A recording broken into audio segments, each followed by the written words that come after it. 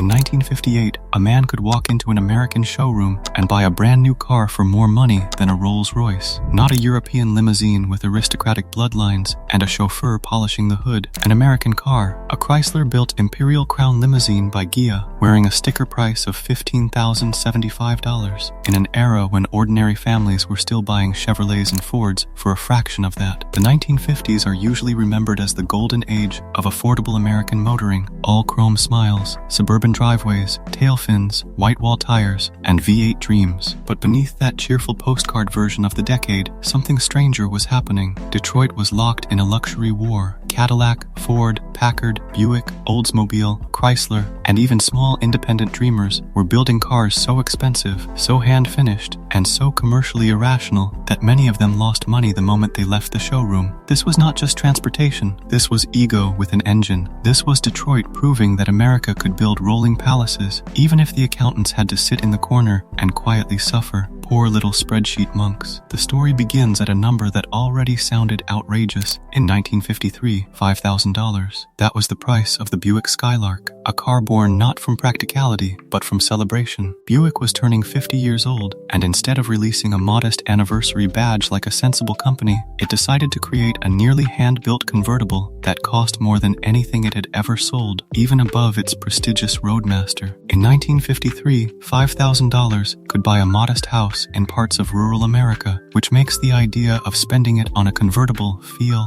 either heroic or medically concerning, depending on your relationship with money. But the Skylark was never meant to be normal. It began with sketches from Ned Nichols, Buick's head of styling, who had customized his own personal convertible in the spirit of the California custom scene. Harley Earl, the towering design boss of General Motors, saw those drawings and pushed the idea toward production. Buick's familiar portholes were removed. The shape became cleaner, lower, more special. General Manager Ivan Wiles gave the car approval, and suddenly, Buick had created something that felt less like a catalog purchase and more like a personal commission. Every Skylark carried a detail that made owners feel chosen, the original buyer's name engraved directly into the steering wheel hub. It was a tiny gesture, but it changed the whole emotional weight of the car. You were not just buying a Buick, you were buying your name in metal, surrounded by leather, chrome, and the smell of new upholstery. Under the hood sat Buick's new 322 cubic inch V8, the famous Nailhead, rated at 188 horsepower. Buick called the Skylark a sports car, which was optimistic in the same way calling a grand piano portable is optimistic. It was big, heavy, and luxurious, not a sharp European road machine. But that almost did not matter. The Skylark looked like confidence. Only 1,690 were sold, and that scarcity helped turn it into the first jewel in what collectors would later call General Motors' 1953 Triple Crown. The second jewel came from Oldsmobile, and it was rarer still. The 1953 Oldsmobile Fiesta carried a sticker price of $5,715, nearly double the cost of a standard 98 convertible. It was built on Oldsmobile's top-of-the-line 98 platform, but it arrived with something no Oldsmobile had ever offered before, a panoramic wrap-around windshield that curved at both ends and sat 3 full inches lower than the standard glass. In the sunlight, the car had a futuristic shimmer, as if Detroit had briefly convinced itself that tomorrow would be made entirely of chrome, curved glass, and overconfidence. The Fiesta's spinner hubcaps would go on to influence American custom car culture for years, while under the hood, a specially tuned 303 cubic inch Rocket V8 produced 170 horsepower, 5 more than the regular engine. Two-tone leather was standard, along with power accessories that usually cost extra on other Oldsmobiles. Oldsmobile advertised it as the most luxurious and powerful car it had ever produced, and for once, the marketing department was not just throwing glitter at a sentence and hoping nobody checked. But the Fiesta had a problem. It was expensive, brutally expensive. Buyers could stand in the same showroom, look at a standard Oldsmobile 98 convertible at roughly half the money, and then look back at the Fiesta like it had insulted their mortgage. Only 458 were sold in its single model year. On dealer floors, it was an expensive disappointment. In collector history, that failure became its magic. The Fiesta is now the scarcest member of GM's 1953 Triple Crown, rarer than the Buick Skylark, and remembered as one of those cars that Detroit built, not because the market demanded it, but because somebody inside the company wanted to prove it could exist. Then comes the car that carried the weight of a dying empire. The 1956 Packard Caribbean was priced priced at $5,995. And that number mattered because Packard was no ordinary name. Before the Second World War, Packard had stood alongside Peerless and Pierce Arrow as one of the great 3 Ps of American luxury. It was the kind of brand that once whispered old money, private clubs, and proper gloves. But by the mid-1950s, Cadillac and Lincoln were pulling ahead, and Packard was beginning to feel like a grand hotel whose lights were still on, but whose best guests had already left. The company turned to designer Dick Teague, known as the Wizard of Facelifts, and asked him to reshape Packard's image using the Pan American show car that had impressed crowds at the 1952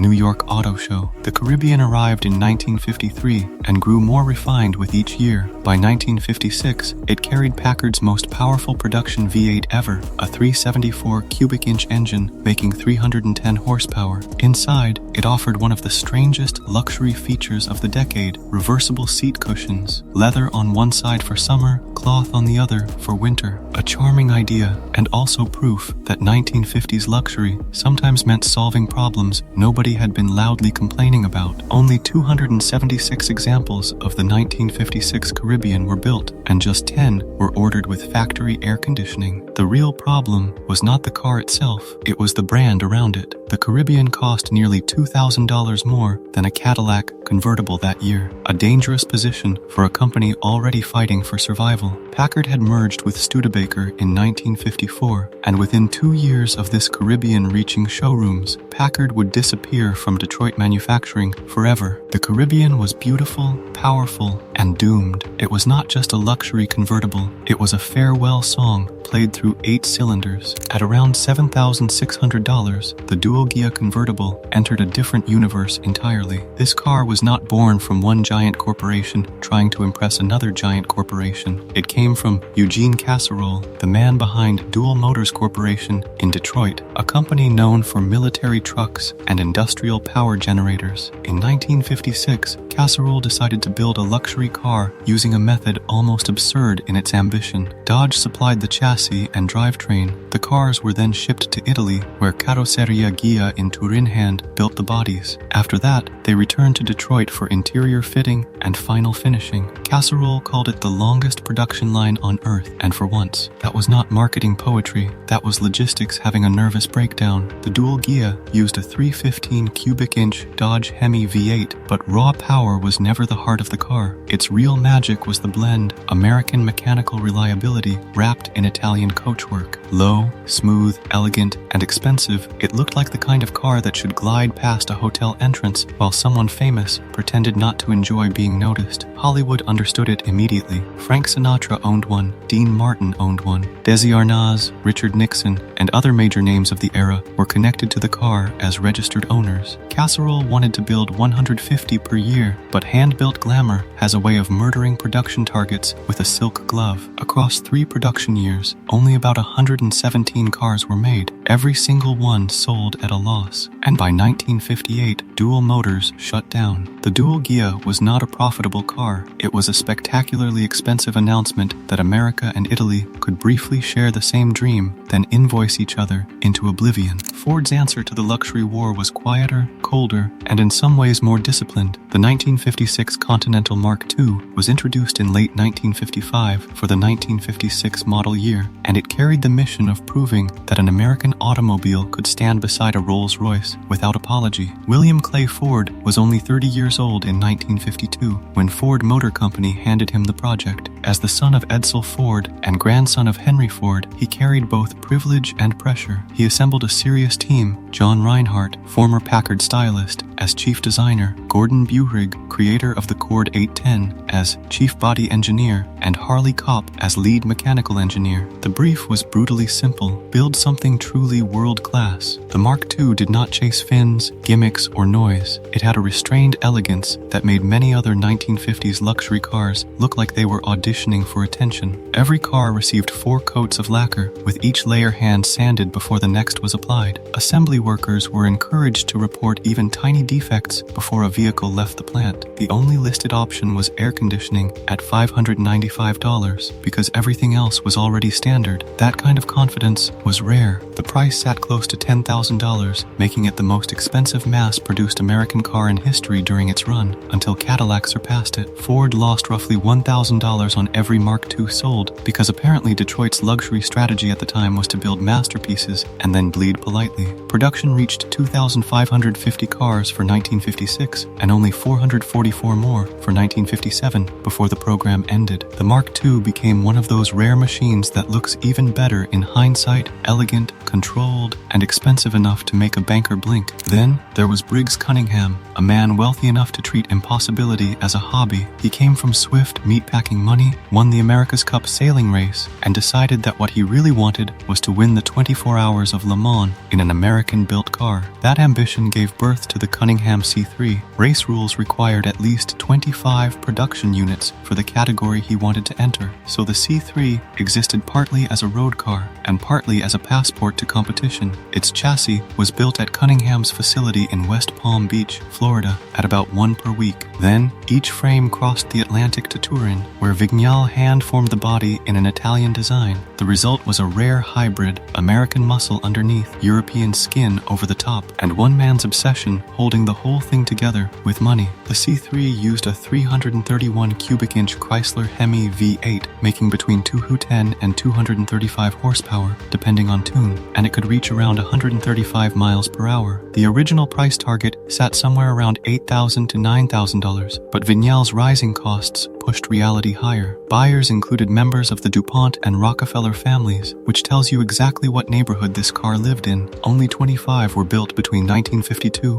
and 1954. Cunningham's team finished 3rd overall at Le Mans in both 1953 and 1954, an extraordinary achievement for a private American effort. But 3rd place was not the victory he had been chasing. The business lost money on every car, and in 1955, after the Internal Revenue Service revoked the special tax arrangement that had helped keep the B.S. Cunningham Company operating, Cunningham's career as a car manufacturer came to an end. The C3 was not a business case. It was ambition shaped into aluminum, then punished by reality. Cadillac, naturally, could not allow this contest to happen without arriving dressed like the final boss. The 1957 to 1958 Cadillac Eldorado Brougham went on sale in March 1957 at $13,074, a price higher than any Rolls-Royce available in the American market that year. Harley Earl had led General Motors design for nearly 3 decades, and the Eldorado Brougham became one of his last grand statements. Cadillac chief designer Ed Glowacki translated ideas from the Orleans and Park Avenue concept cars shown at Motorama in 1953 and 1954 into a production car that looked like nothing else on the road. It was the first General Motors production car with 4 headlights. It had a brushed stainless steel roof, rear doors hinged from the center in a suicide door configuration, and a self-leveling system that sounded brilliant until it failed often enough that many owners eventually replaced it with conventional coil springs, because even the future needs a mechanic apparently. The future needs a mechanic, apparently. Power came from a 365 cubic inch V8 with dual 4-barrel carburetors, rated at 325 horsepower. But the Eldorado Brougham's real message was not horsepower, it was status. Cadillac had been calling itself the standard of the world since 1905, and the Brougham was built to defend that reputation at any cost. And the cost was obscene. General Motors reportedly lost about $10,000 on each car, a staggering figure compared with Ford's already painful $1,000 loss per Continental Mark II. Cadillac produced 400 examples in 1957 and 304 in 1958 for a total of 704 cars. Harley Earl retired at the end of 1958, closing a 30-year chapter in American design. Ed Glowacki, the man who shaped this extraordinary Cadillac, died of leukemia in 1962 at only 41 years old. The Brougham was more than a car. It was the last bright flare of an era when General Motors could build a loss-making monument and call it brand strategy without everyone in finance collapsing under the table. And then, at the very top, stood the 1958 Imperial Crown Limousine by Ghia. Its price was $15,075, the highest sticker on any American car of the 1950s. Virgil Exner, Chrysler's head of design, had a long friendship with Luigi Segre, president of Dual-Ghia in Turin.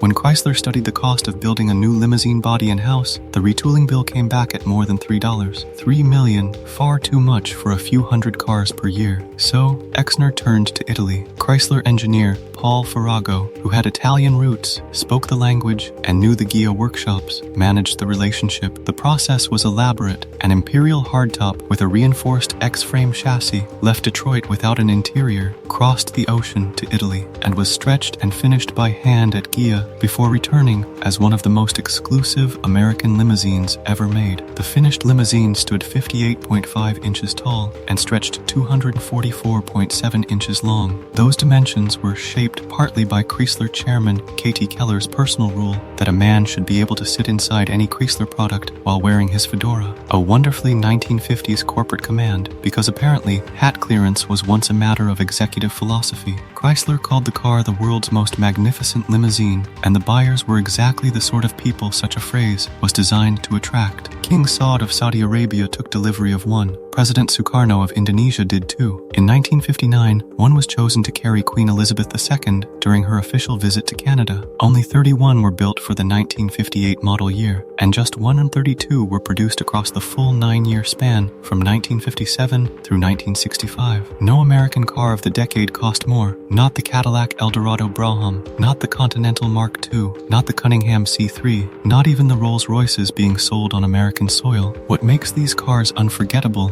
is not simply that they were expensive, it is that almost all of them existed against common sense. They were built in low numbers, finished by hand, priced beyond ordinary reach, and in many cases sold at a loss. Yet they mattered because they showed what American automakers wanted the world to believe about them. Buick wanted glamour, Oldsmobile wanted prestige, Packard wanted survival, Dual-Ghia wanted Hollywood, Ford wanted European respect, Cunningham wanted Le Mans, Cadillac wanted supremacy, Chrysler wanted a limousine fit for heads of state. Each car was a different answer to the same question: how far would Detroit go to prove it could build the finest machine in the world? Today, many of these cars command auction prices that dwarf their original window stickers. Eldorado Brahams have crossed the block near $185,000. Continental Mark IIs have cleared $400,000 at recent sales. The money came back eventually, just not to the companies that originally lost it. That is the cruel little joke hiding under all the chrome. The manufacturers paid to make statements. The collectors later paid to own the evidence. But when you strip away the auction numbers and the polished museum floors, what remains is the glow of a brief, wild period when American luxury had no interest in restraint. A time when a car could cross oceans twice before reaching its owner. A time when a steering wheel could carry your engraved name. A time when Detroit was willing to lose money to win pride. And at the top of it all sat a $15,075 American limousine, longer than a small apartment hallway, built for kings, presidents, queens, and the kind of people who never had to ask the price. The 1950s gave America cars for everyone, but hidden in the shadows of that decade, it also built cars for almost no one, and that is exactly why we still remember them.